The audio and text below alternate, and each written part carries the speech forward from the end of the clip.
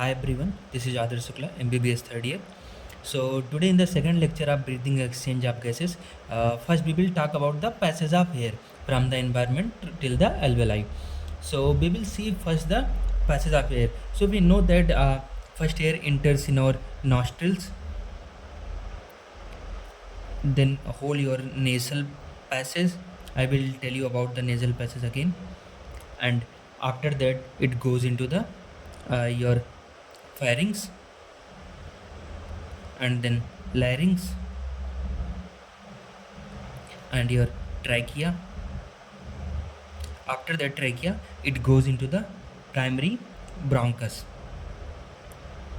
and from the primary bronchus like ये होते हैं ना, पाइप की तरह होते हैं, and these are the structures that enters into the lungs. So these are the primary bronchus. After that, uh, what comes? Secondary bronchus, and after the secondary bronchus, a tertiary bronchus. Okay, and after tertiary bronchus, bronchus से R से bronchi. Actually bronchi is a singular number and bronchi is the plural, so we will say tertiary bronchi and secondary bronchi. Okay, and from the tertiary bronchi it enters into the terminal bronchioles. Sorry, first enter into the intrapulmonary bronchioles, where intrapulmonary bronchioles. Okay, and from intrapulmonary bronchioles it goes into the terminal bronchioles, and from terminal bronchioles it goes into the respiratory bronchioles, where respiratory bronchioles. Okay, and from respiratory bronchioles it goes into the alveolar duct, and then alveolar sac, and in last what? Alveoli. Okay, so this is the passage of air from our nostrils to till the alveoli. So this is the passage of air. Now I will tell you about the nostrils, some things about the nostrils. Nostril are say simple nasal passage. What? Nasal passage. So today I will write less, but I will tell you more. So try to write by your own. Okay, first listen and pause the video and try to write by your own. Okay, very good. So about the nasal passage, first I will discuss about the what the structures present. Okay, so at the tip of the nose there is elastic cartilage present. We know na, you can touch by putting the finger inside your nostrils. You can see the something. If you on the torch, you put on the torch there, put on the light there, then you can see some white structure is there in between your nostrils that divides your nostrils. Okay, so that is your elastic cartilage. So the tip of the nose, there is elastic cartilage present. उसके बाद क्या आता है? In your nasal septum there is hyaline cartilage present. What? Hyaline cartilage is present in your nasal septum. Where is nasal septum present? After the tip of the nose, when you go inside the nostril there is nasal septum where a hyaline cartilage is present. Okay, उसके बाद आता है कि नेको उस पर nasal cilia present होती है. देखा ना, वही जो हेयर्स होते हैं ना उनको सीलिया कहते हैं. So these there are nasal cilia present. And what is the function of the nasal cilia? They pass the mucus inwards. Okay, they pass the mucus inwards, and also I will tell you about the or more the structure of the nasal cilia. But here क्या होता है ना कि ये mucus को अंदर की तरफ ढकेलती हैं. ओके, उसके बाद इन द फेरेंजियल पार्ट, हाँ this is the most important thing कि ये जो नेजल सीरिया जो म्यूकस को इन्वर्ट करती है ये फेरेंजियल पार्ट में, इसके भी कई सारे पार्ट होते हैं, अभी मैं आगे बताऊंगा. ओके, सो नेजल सीरिया क्या करती है कि म्यूकस को इन्वर्ट करती है. उसके बाद तुम्हारी एक ग्लैंड आती है. Most of you don't know about this. So there is a gland present inside the nose that is called as the Bowman's gland. Okay, this is found in the nasal pathway below your olfactory epithelium. अब ये olfactory epithelium क्या है? This epithelium works as the olfaction. हमें पता है ना कि olfaction के लिए हमारा नोज रिस्पॉन्सिबल होता है. So there is a epithelium present in which the olfactory epithelium is present, means they have some receptors that cause the olfaction. Okay, so Bowman's gland found in the nasal passages below your olfactory epithelium. After that, now I will tell you about the nasal passages. Okay, so nasal passages mainly divided into the 3 zones. How many zones? 3 zones. Okay, What are the three zones? First is vestibular zone. What? Vestibular zone.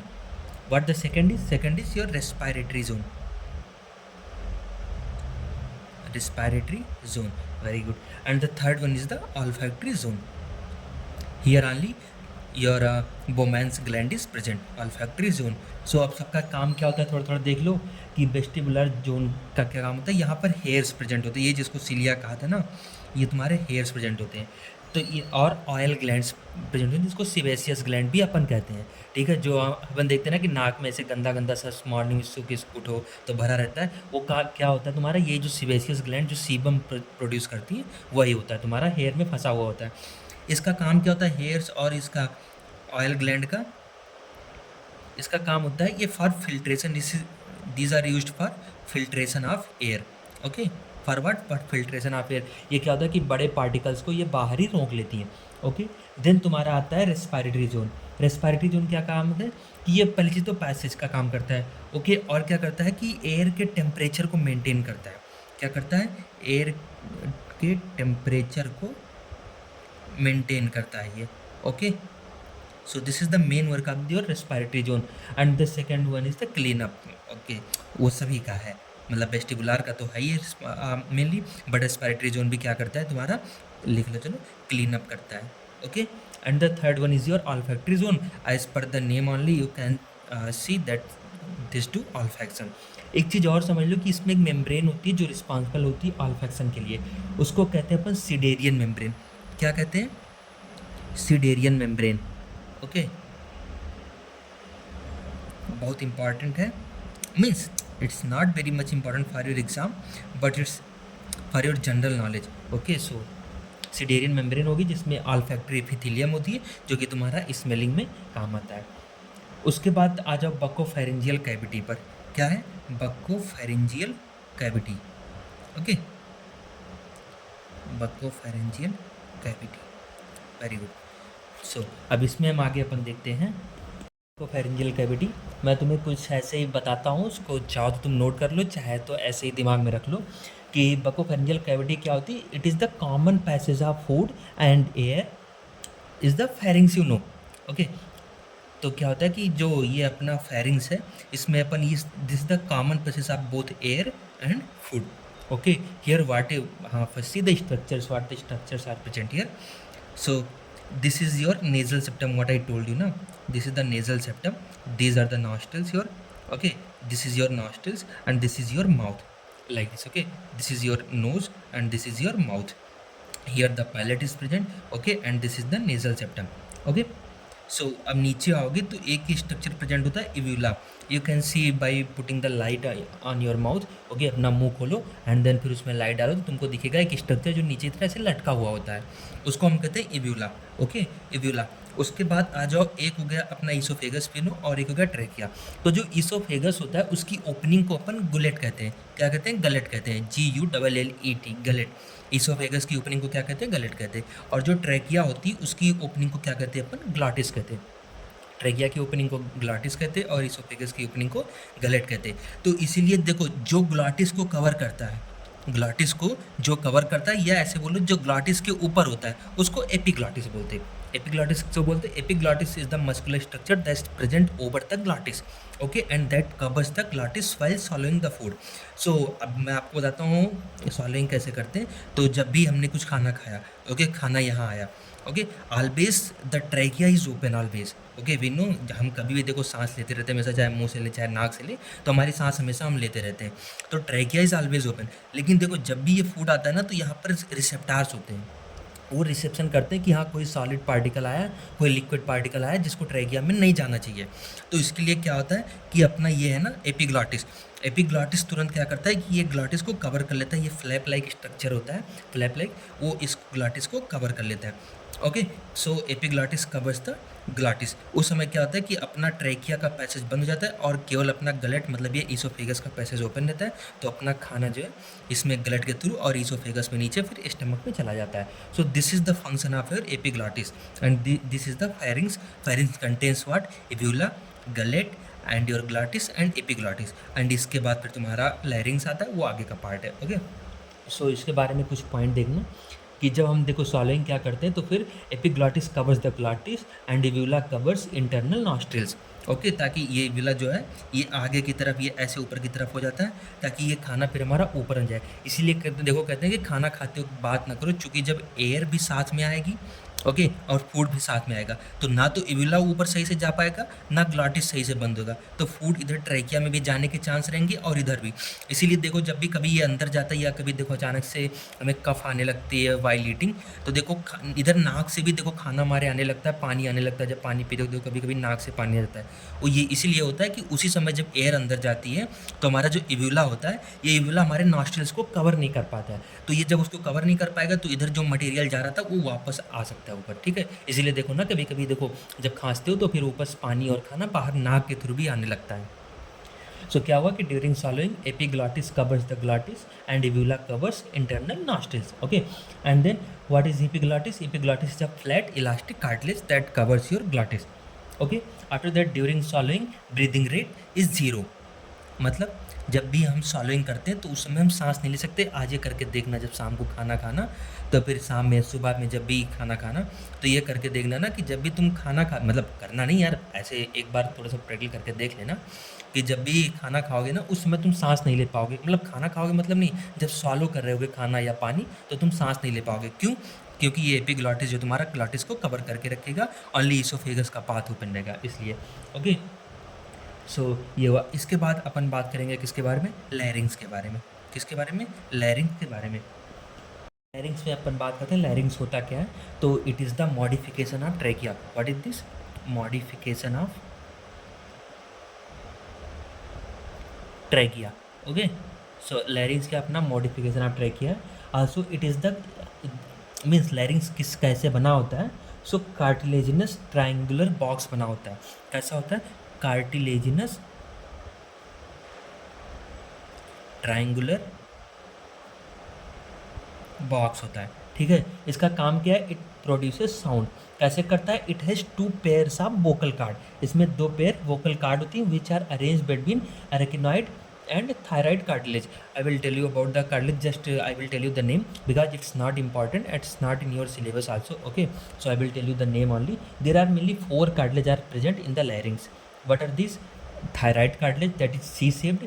One is cricoid cartilage, okay, and that is singlet ring shaped, and the third one arytenoid cartilage, that is pyramid shaped, and the fourth one is the cartilage of Saturni, that is rounded, okay. There are 4 cartilage present in your larynx that are important for your sound production, okay. But ये तुम्हारे syllabus में ना बहुत ज़्यादा है, तो इसको पढ़ने की ज़रूरत भी नहीं है।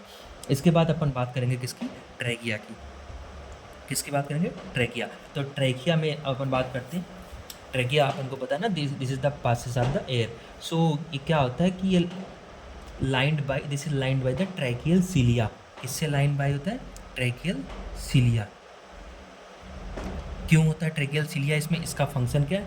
इसका फंक्शन ये है कि कोई भी फॉरेन बॉडी, कोई भी मतलब एयर के अलावा कुछ भी अगर चला जाए, कोई भी पार्टिकल, तो वो इसको बाहर कर सके, ठीक है, उसको अल्वेलाई में न जाने दे सके। अगर अल्वेलाई में चला गया तो फिर उससे देखो तरह तरह की प्रॉब्लम होने लगी, जैसे निमोनिया वगैरह हो गया ना, कंजेस्टिव निमोनिया, और फिर ऐसे करके सारी अलग अलग प्रॉब्लम होने लगती है। तो इस चक्कर में ट्रैकिया में क्या होता है? तुम्हारा सीलिया प्रेजेंट होता है, जो कि तुम्हारा वही म्यूकस को बाहर की तरफ फेंकता है, ऐसे बोलो that passes the mucus out, okay. उसके बाद क्या होता है कि ट्रैकिया की वाल पे C shaped dorsally incomplete hyaline cartilage होती है। क्या होती है? C shaped, like this is the pipe suppose, so from here to here only. Back में नहीं होता है। बैक में क्यों नहीं होता है? बैक में हमारा ईसोफेगस होता है, ओके। सो बैक में हमारा ये कार्टिलेज प्रेजेंट नहीं होता, केवल आगे से सी शेप्ड कार्टिलेज प्रेजेंट होती है इस पर, ट्रैकिया पर, ओके। सो इसको पूरा अगर अपन कहें अच्छे से, so what the present at the wall of the trachea, C shaped, how is this shape? C shaped dorsally, okay, dorsally and incomplete because it's C shaped na, so it's incomplete, not rounded, incomplete hyaline cartilaginous supporting ring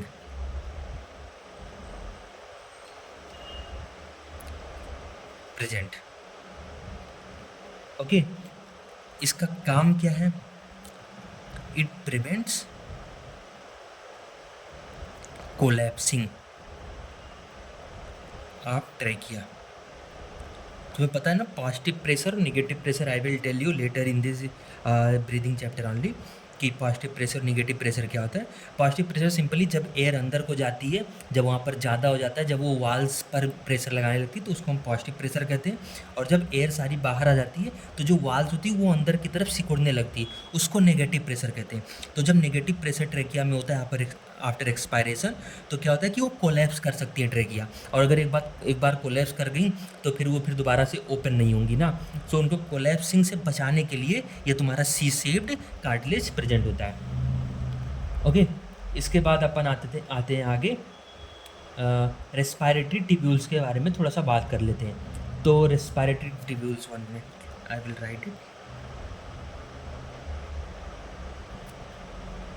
respiratory tubules, very good. Okay, so इसके दो part ऐसे हम divide कर लेते हैं, एक bronchial tree और एक respiratory tree. What is one is bronchial tree and the other one is respiratory tree.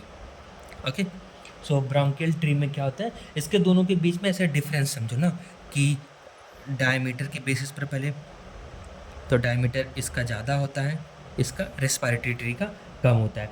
उसके बाद कार्टिलेजिनस रिंग की बात करते हैं, कार्टिलेजिनस रिंग की बात करते हैं तो यहाँ पर प्रेजेंट होती है, यहाँ पर एब्सेंट होती है। ओके, उसके बाद गैसियस एक्सचेंज की अगर हम बात करें, गैसियस एक्सचेंज की बात करें तो यहाँ पर गैसियस एक्सचेंज नहीं होता है, यहाँ पर गैसियस एक्सचेंज होता है।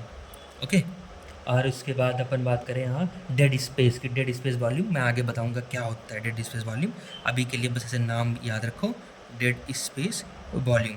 तो डेड स्पेस वॉल्यूम क्या होता है, यहाँ पर प्रेजेंट होता है, यहाँ पर एब्सेंट होता है। उसके बाद तुम्हारा ये हो गया रेस्पायरेटरी टिब्यूल्स, ठीक है। इसके बाद हम थोड़ा सा मसल्स के बारे में बात कर लेते हैं अभी यहीं पर, ठीक है। या फिर इसके पहले एक चीज़ और थोड़ा सा ये सुन लो कि जो तुम्हारा एक्सटर्नल नॉस्ट्रिल से लेकर के और जो तुम्हारा टर्मिनल ब्रोंक्यूल्स हुआ, अपन ने पहले पढ़ा ना कि जो नॉस्ट्रिल से लेकर के और टर्मिनल ब्रोंक्यूल, उनको अपन कंडक्टिंग जोन कहते हैं। जैसे मैं आपको बताता हूँ, तो पूरे रेस्पायरेटरी ट्रैक्ट को हम दो जोन्स में मेनली डिवाइड करते हैं। एक को कहते हैं पूरे रेस्पायरेटरी ट्रैक्ट को अपन दो जोन में डिवाइड करते हैं। एक को क्या कहते हैं, कंडक्टिंग जोन, जो कि तुम्हारा एयर का कंडक्ट कराता है, मतलब passage of air. Okay, and second is the तुम्हारा एक्सचेंज जोन, ठीक है।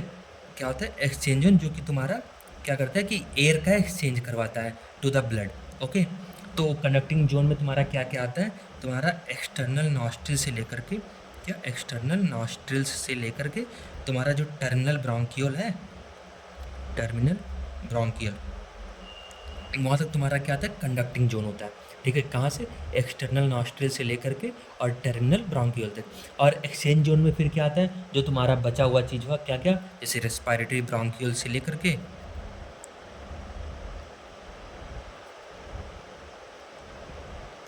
रेस्पायरेटरी ब्रोंकियल से लेकर के, और जैसे पता है अल्वेलार डक्ट हो गई, और फिर तुम्हारा अल्वेलार सैक हो गया, और तुम्हारा फिर उसके बाद अल्वेलार सैक हुआ, उसके बाद तुम्हारा जो अल्वेलाई हो गया ना, ये सारा तुम्हारा किस में आता है, एक्सचेंज जोन में आता है। सो दो जोन हो गए, एक क्या हो गया कंडक्टिंग जोन हो गया, एक एक्सचेंज जोन हो गया।